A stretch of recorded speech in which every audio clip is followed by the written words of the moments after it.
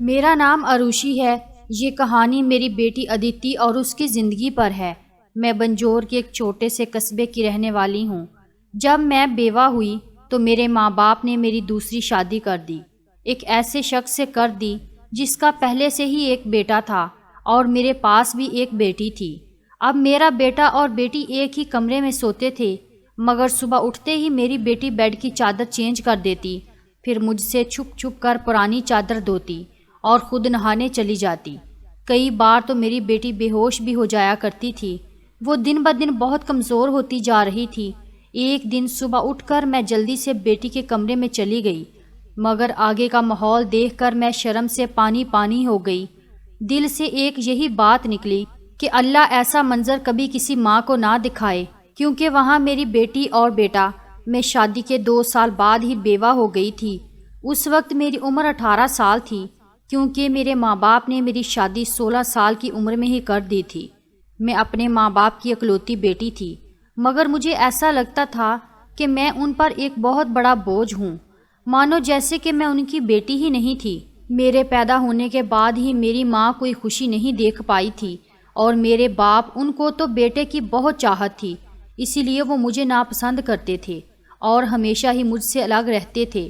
مجھے دل سے پیار نہیں کرتے تھے، وہ مجھے اپنا مانتے بھی نہیں تھے اور مجھ پر بہت غصہ کرتے تھے۔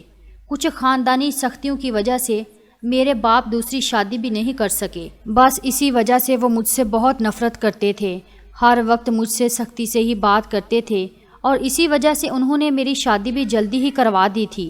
میرا شوہر سرکاری اسکول میں ایک معمولی سا ٹیچر تھا، ہماری ایک 3 سال کی بیٹی بھی تھی، مگر ایک دن ودیالیہ سے آتے ہوئے راستے میں ان کا ایکسیڈنٹ ہو گیا اور موقع پر ہی ان کی جان نکل گئی۔ وہ بھی میرا ساتھ چھوڑ گئے۔ وہ دن میرے لیے کسی قیامت سے کم نہیں تھا۔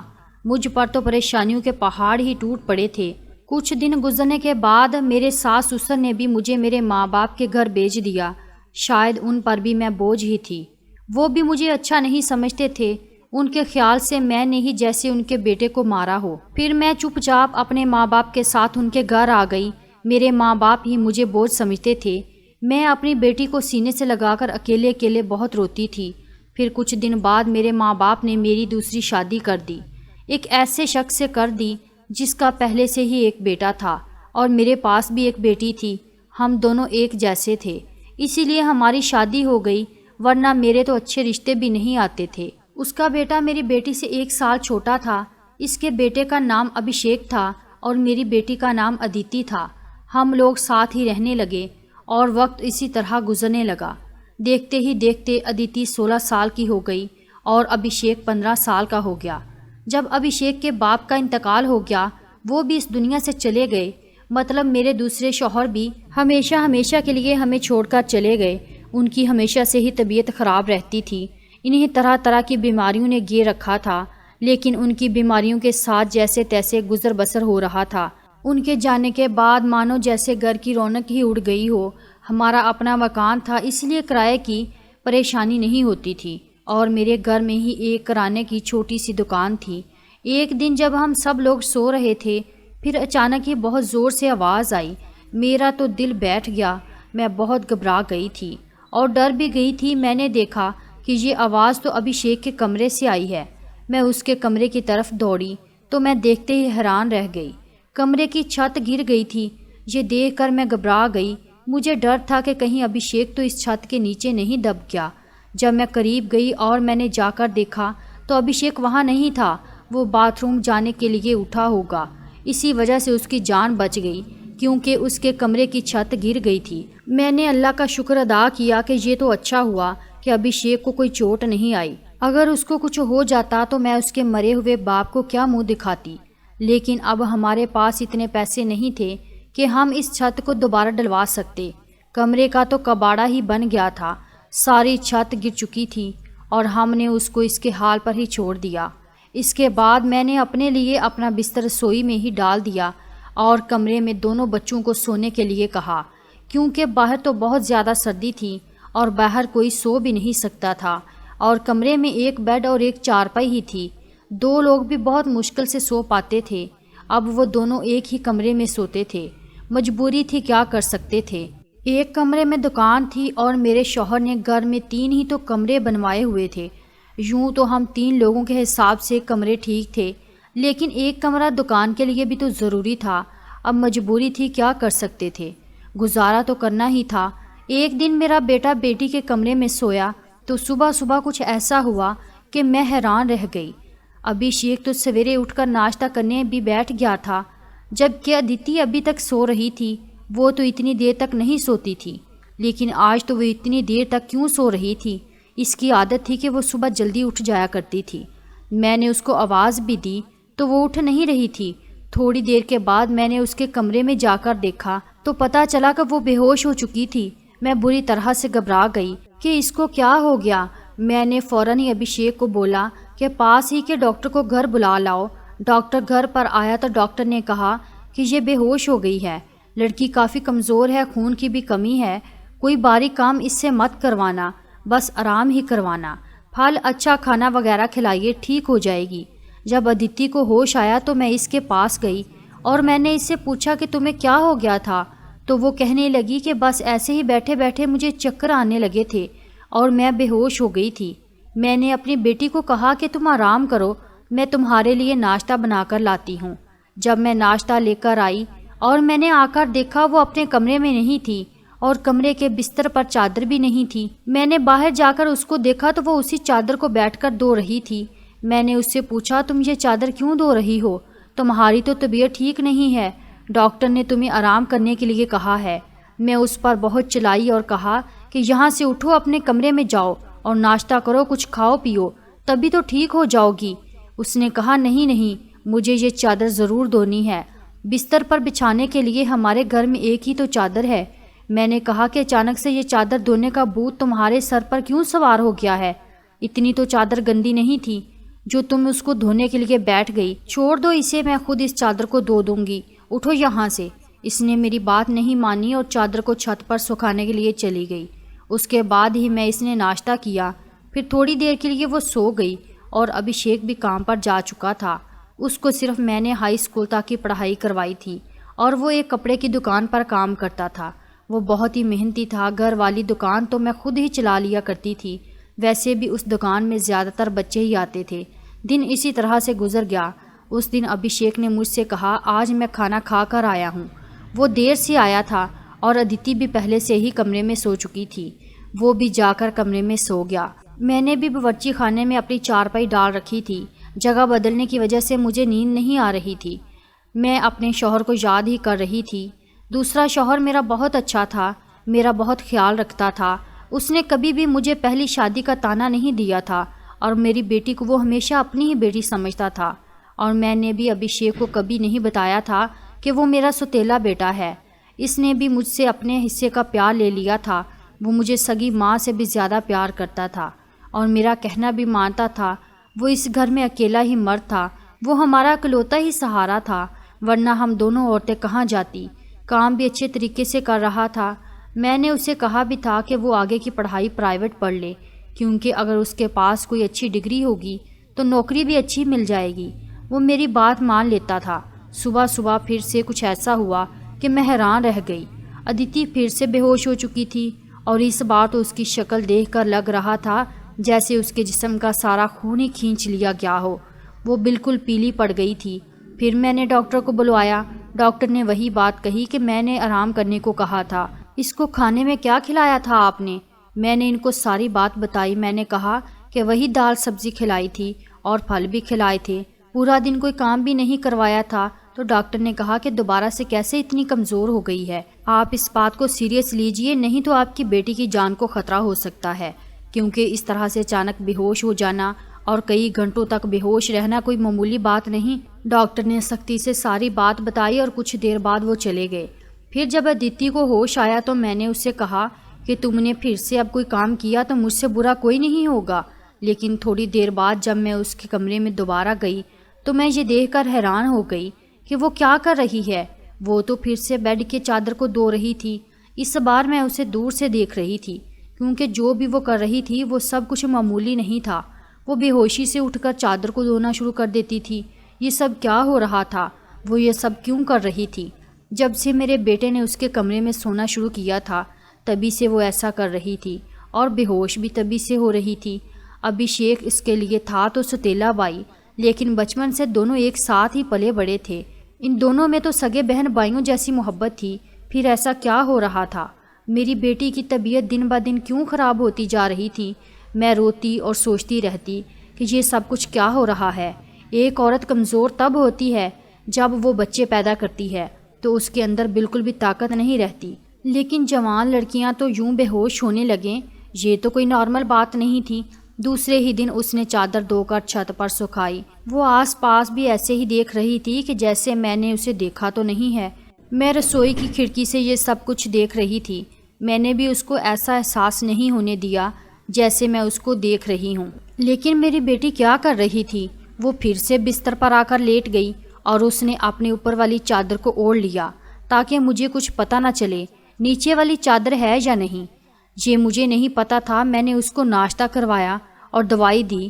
دکان اچھی نہیں چل رہی تھی۔ ہماری دکان پر کوئی بڑا گاہک نہیں آتا تھا، صرف بچے ہی گولیاں اور ٹافیاں لینے آتے تھے جو 5-10 روپے دے کر چلے جاتے۔ اسی طرح سے تو کام نہیں چلنے والا تھا۔ میں بہت پریشان تھی، لیکن یہ بات میں نے اپنے بچوں کو کبھی نہیں بتائی۔ ابھیشیک کو بھی کچھ نہیں بتایا کیونکہ وہ پہلے سے ہی نوکری کر رہا تھا۔ اب اگر ایسے میں یہ بات بتا دیتی تو وہ اور بھی زیادہ پریشان ہو جاتا، لیکن میں خود بہت پریشان ہو گئی تھی۔ اوپر سے ڈاکٹرز نے کہا تھا بیٹی کو اچھی چیزیں کھلاؤ، لیکن گھر میں تو دال روٹی کے بھی پورے پیسے نہیں ہو رہے تھے۔ گھر کا خرچہ کرنا بہت مشکل ہو رہا تھا۔ لیکن ایک دن کچھ بہت ہی عجیب ہوا۔ میں نے اپنے بیٹے ابھیشیک اور ادیتی کو کچھ ایسی باتیں کرتے ہوئے سنا جن کی مجھے بالکل بھی سمجھ نہیں آئی۔ میرے بیٹے نے کہا، یہ تم نے تو ابھی سے ہی اپنی طبیعت خراب کر لی ہے، اس طرح تو نہیں چلے گا۔ اگر تمہیں اتنی پریشانی ہو رہی ہے تو پھر ہم یہ سب نہیں کر سکتے۔ میری بیٹی نے کہا کہ نہیں، مجھے یہ کام کرنا ہے۔ اسی طرح کے موقع بار بار نہیں ملتے ہیں، اور مجھے کیا پتا تھا کہ میرے ساتھ یہ سب کچھ ہو جائے گا۔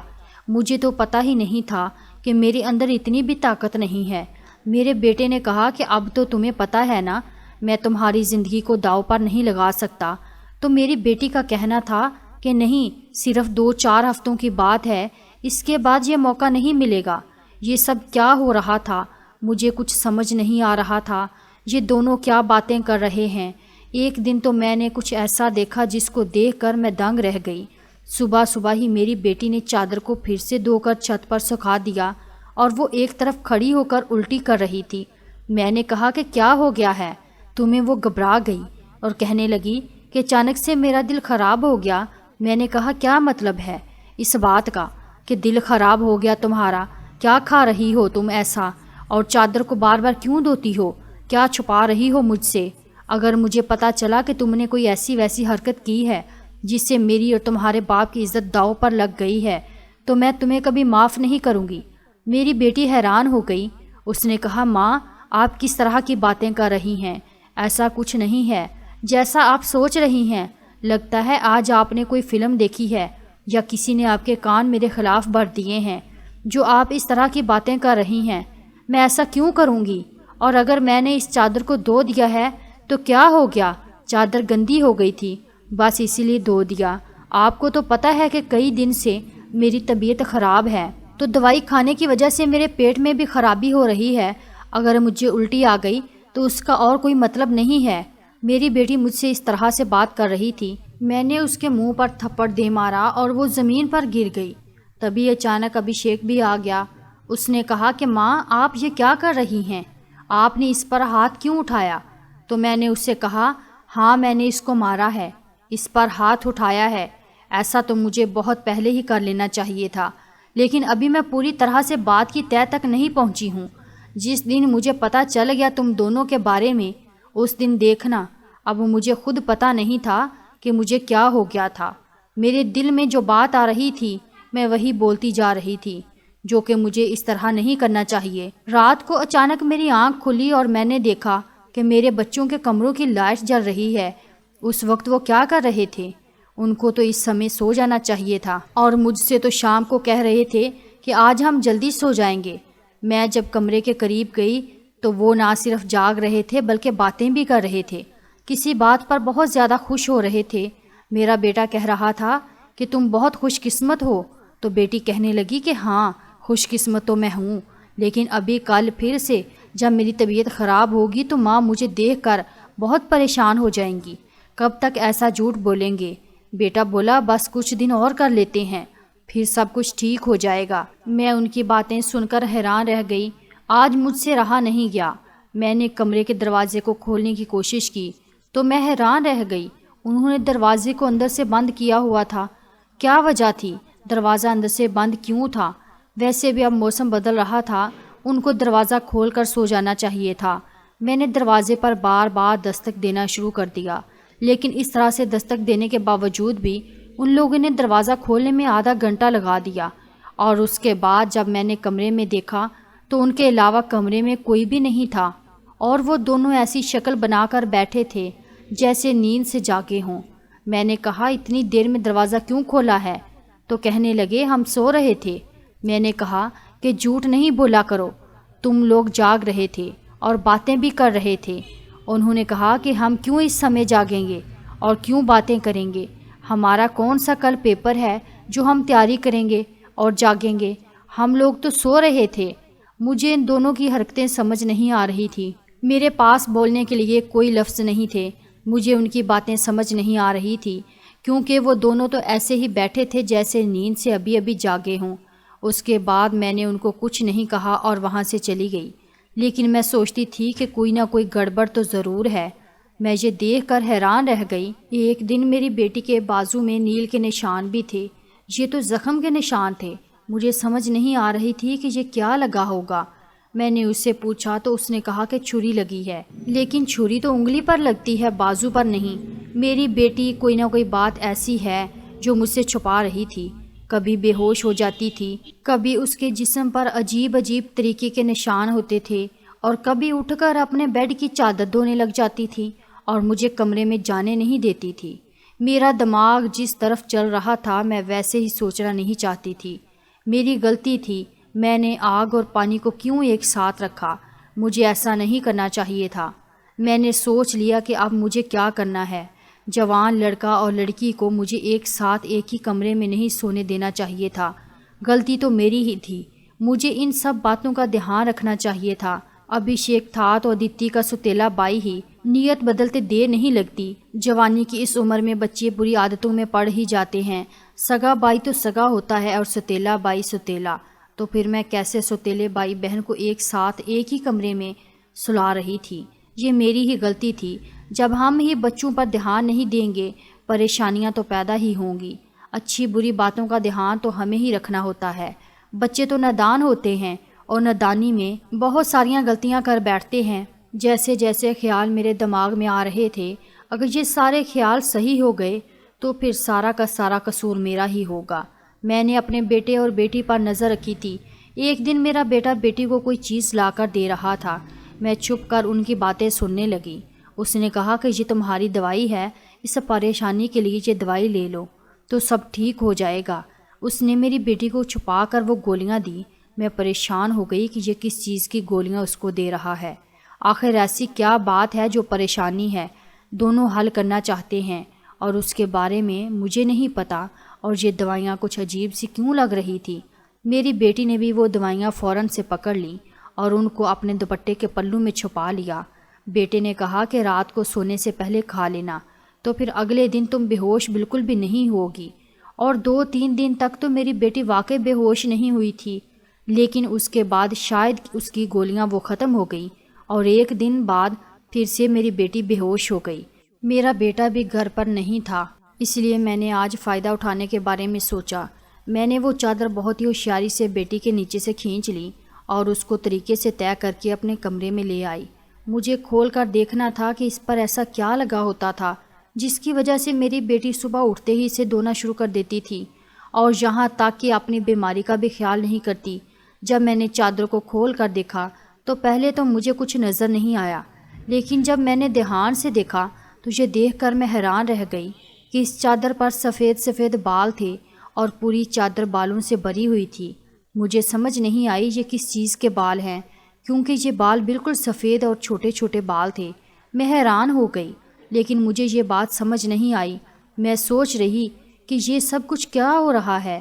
میں بیٹے اور بیٹی کی حرکتوں پر نظر رکھ رہی تھی، اس لیے سارا کچھ اپنے دماغ میں سوچ رہی تھی، لیکن میں کسی نتیجے پر نہیں پہنچی تھی۔ تب تک میری بیٹی کو یہ پتہ چل ہی گیا کہ چادر میں نے دیکھ لی ہے، تو وہ میرے پاس آ کر بیٹھ گئی اور کچھ عجیب سی گھبرائی ہوئی نظر آنے لگی۔ اس کے بعد میں نے اسے پوچھ لیا کہ کیا بات ہے، کیوں پریشان لگ رہی ہو؟ تو اس نے کہا کہ ماں وہ چادر کہاں ہے؟ تو میں نے اس سے کہا کہ وہ تو میں نے دھو کر ڈال دی ہے۔ یہ کہہ کر وہ میرے پاس سے جانے لگی تو میں نے اس کا ہاتھ پکڑ کر اسے روک لیا اور میں نے کہا کہ میں سب کچھ دیکھ چکی ہوں، اس چادر پر جو بھی لگا ہوا تھا، مجھے بتا دو یہ سب کچھ کیا ہے؟ تم مجھ سے اتنے دنوں سے کیا چھپا رہی ہو؟ میں بہت پریشان ہو گئی ہوں، میرے دماغ میں بہت برے برے خیال آ رہے ہیں۔ وہ میرے پاس بیٹھ گئی اور پھر میری بیٹی نے مجھے ایسی بات بتائی کہ میرے قدموں تلے سے زمین نکل گئی۔ میری بیٹی نے مجھے بتایا کہ ماں جیسا آپ سمجھ رہی ہیں ویسا بالکل بھی نہیں ہے۔ دراصل ہم نے دیکھ لیا تھا کہ اس گھر کے حالات اچھے نہیں چل رہے، گھر کی دکان بھی نہیں چل رہی تھی اور بھیا بھی کچھ خاص پیسے نہیں کما رہے تھے، لیکن ہمیں ایسا کوئی کام نہیں مل رہا تھا جو ہم لوگ کر پاتے۔ پھر بھیا کے ایک دوست نے اس کو ایک کام دیا۔ دراصل اس نے کچھ بہت ہی نسلی قسم کے بلی کے بچے رکھے ہوئے تھے جو کہ 3 سے 4 کی تعداد میں تھے، لیکن ان کو سنبھالنا اس کے بس سے باہر تھا، اسی لیے اس نے ہمیں ان بچوں کو سنبھالنے کا کام دیا اور اس کام کے بہت سارے پیسے دیے۔ دراصل بھیا بھی پورا دن وہیں ہوتے تھے، لیکن رات بھی بھیا کو آرام بھی کرنا ہوتا تھا، اس لیے ان بلی کے بچوں کو کمرے میں لے آتے تھے اور میں ان کو سنبھال لیتی تھی۔ انہی کے بال صبح چادر پر لگے ہوتے تھے جس کو میں صبح کو دھو دیتی تھی، کیونکہ ہمیں پتہ تھا کہ آپ کو اس طرح کی چیزیں اچھی نہیں لگتی اور ہم آپ کو یہ سب کچھ بتانا بھی نہیں چاہتے تھے۔ ہم یہ سب کام کر رہے ہیں اور مجھے بعد میں پتہ چلا کہ مجھے بلی کے بچوں سے الرجی ہو جاتی ہے، جس کی وجہ سے میں صبح کو بے ہوش ہو جاتی تھی۔ بھیا نے مجھے جو دوائیاں لا کر دی تھی وہ بھی اسی چیز کی تھی تاکہ میری الرجی کم ہو جائے۔ ماں، بھیا کا وہ دوست بہت امیر ہے اور وہ اس کام کے ہمیں بہت زیادہ پیسے بھی دے رہا تھا۔ وہ ہمیں ایک دن کے 1000 روپے دے رہا تھا اور آج ان بچوں کا ہمارے گھر میں آخری دن تھا، کیونکہ اب وہ انہیں لے کر دوسرے شہر چلا گیا ہے اور ہم نے اتنے پیسے کما لیے ہیں کہ ہم اس کمرے کی چھت بھی ڈلوا سکتے ہیں اور گھر کا کچھ راشن بھی لا سکتے ہیں۔ ہمیں پتہ ہے کہ آپ کو پالتو جانور پسند نہیں ہیں، اسی لیے ہم نے آپ کو یہ بات نہیں بتائی تھی، لیکن آپ نے تو نہ جانے ہمارے بارے میں کیا کیا سوچ لیا، ہم پر اتنا شک کیا۔ آپ نے ہمارے بارے میں جو باتیں کی وہ ہمارے دل میں تیر کی طرح جا کر لگتی تھی۔ میں جانتی ہوں کہ وہ میرا سوتیلا بھائی ہے، لیکن وہ میرے سگے بھائیوں سے بھی بڑھ کر ہے۔ اس نے ہر بار صرف ہمارے بارے میں ہی سوچا ہے، جبکہ دیکھا جائے تو ہم اس کے کیا لگتے ہیں؟ اس کا باپ تو اس دنیا سے جا چکا ہے اور اس کے اپنے رشتہ دار بھی تو ہیں جو کہ ہم سے بہت زیادہ امیر ہیں۔ وہ ان کے پاس جا کر بھی تو رہ سکتا ہے، لیکن وہ پھر بھی ہمارے ساتھ رہتا ہے کیونکہ وہ ہمیں کبھی اکیلا نہیں چھوڑنا چاہتا۔ اس نے ہمیشہ مجھے اپنی سگی بہن ہی مانا ہے، اس نے کبھی مجھ سے کوئی غلط بات نہیں کی اور وہ ہمارا ساتھ بھی دیتا ہے، ہمارے لیے بہت کچھ کرتا ہے۔ پورا دن وہ کام کرتا تھا، رات کو میں اس کی مدد کرتی تھی۔ وہ کہتا تھا کہ وہ رات میں بھی یہ سب کچھ کرے گا، دن بھر تو وہ بیچارہ محنت کرتا تھا، اس لیے میں نے اس سے کہا کہ رات کو تم آرام کیا کرو، بچوں کو میں دیکھ لوں گی، اس لیے میں اس کی مدد کر رہی تھی۔ مجھے یہ سن کر بہت ہی زیادہ افسوس ہوا اور مجھے خود پر بہت غصہ بھی آ رہا تھا۔ میں نے اپنے بچوں کے بارے میں کیا کیا سوچا؟ میں اپنے بچوں کے بارے میں جتنا غلط سوچ رہی تھی، میرے بچے اس سے بھی کئی گنا زیادہ اچھے ہیں۔ اتنی غلط باتیں میں نے ان کے بارے میں سوچیں جتنی مجھے سوچنی بھی نہیں چاہیے تھی۔ ہم نے یہ بات ابھیشیک کو نہیں بتائی، ادیتی نے بھی اس کو کچھ نہیں بتایا کہ مجھے ساری بات کا پتہ چل گیا، کیونکہ اب یہ کام ویسے بھی ختم ہو گیا تھا اور میں اس کی نظروں میں اور زیادہ گرنا نہیں چاہتی تھی۔ کچھ دن بعد ابھیشیک نے اس کمرے کی چھت ڈلوا دی اور اب ہمارے گھر کا کمرہ بھی ٹھیک ہو گیا تھا۔ دھیرے دھیرے ہم نے بہت محنت کی، میری بیٹی نے بھی گھر میں بچوں کو ٹیوشن پڑھانا شروع کر دیا تھا۔ ہمارے حالات پہلے سے بہتر ہونے لگے، آہستہ آہستہ اتنے بہتر ہو گئے کہ ہمارے گھر میں کوئی تنگی نہیں رہی۔ میرے ساتھ زندگی نے بہت برا کیا، لیکن اچھا یہ کیا کہ مجھے بہت زیادہ نیک اور اچھے بچے دیے، چاہے وہ میرے اپنے تھے یا پرائے۔ اللہ کا شکر ہے کہ میرے دونوں بچے بہت ہی محنتی ہیں اور اس بات کو سمجھتے ہیں کہ ابھی ان کی محنت کے دن ہیں۔ ہاتھ پر ہاتھ رکھ کر نہیں بیٹھ سکتے، کیونکہ ان کے سر پر باپ کا سایہ نہیں تھا اور میں بھی کچھ خاص نہیں کر سکتی تھی۔ اس بات کا ان کو احساس تھا، اور یہ ایک بہت بڑی بات ہے۔ اللہ کا شکر ہے کہ اب سب کچھ ٹھیک ہو گیا۔ اللہ کا لاکھ لاکھ شکر ہوا۔ جیسا میں سوچ رہی تھی ویسا کچھ نہیں ہوا، لیکن ایسا ہو بھی سکتا تھا۔ اگر ایسا ہوتا تو میں کہاں جاتی؟ آخر میں اتنا کہنا چاہوں گی، جو اللہ چاہتا ہے ہوتا وہی ہے۔ میرے بچے بہت سمجھدار ہیں اور ان کے دل میں کوئی ایسی بات نہیں ہے، لیکن پھر بھی میں ایسی ماؤں کو نصیحت کروں گی بچوں کے ساتھ کہ اس معاملے میں تھوڑی احتیاط ضرور کریں اور وہ غلطی نہ کریں جو میں نے اپنے بچوں کے ساتھ کی ہے۔ مجھے دونوں کو ایک کمرے میں نہیں رکھنا چاہیے تھا، کیونکہ جو نہ ہوا وہ ہو بھی سکتا تھا، اور اگر وہ ہو جاتا تو سب کچھ ختم ہو جاتا۔ میرے بچے تو سمجھدار تھے، شاید میرے ساتھ اس لیے ایسا نہیں ہوا۔ اپنے بچوں کا دھیان رکھیں، ان کی زندگی پر بھی دھیان رکھیں، اور وہ کب کیا کر رہے ہیں اس بارے میں پوری معلومات رکھیں، اور بچوں پر پیار کرنے کے ساتھ ساتھ تھوڑی سختی بھی رکھیں، اور وہ کیا غلطی کر رہے ہیں کیا نہیں، ان سب باتوں کے بارے میں ان سے معلومات لیتے رہیں، اور اس بات کا دھیان رکھیں جب بچے جوان ہو جائیں تو ان کا بستر الگ کر دینا چاہیے۔ آپ سے بھی یہی سب کہوں گی کہ اپنے بچوں کا دھیان رکھیں۔ ناظرین، امید کرتی ہوں آپ کو ہماری کہانی پسند آئی ہوگی۔ کہانی پسند آئی ہے تو ویڈیو کو لائک کریں، چینل پر نئے ہیں تو چینل کو سبسکرائب کریں، اور ہاں، نوٹیفیکیشن بیل کو ضرور دبائیں تاکہ اگلی اپڈیٹ سب سے پہلے آپ کو ملے۔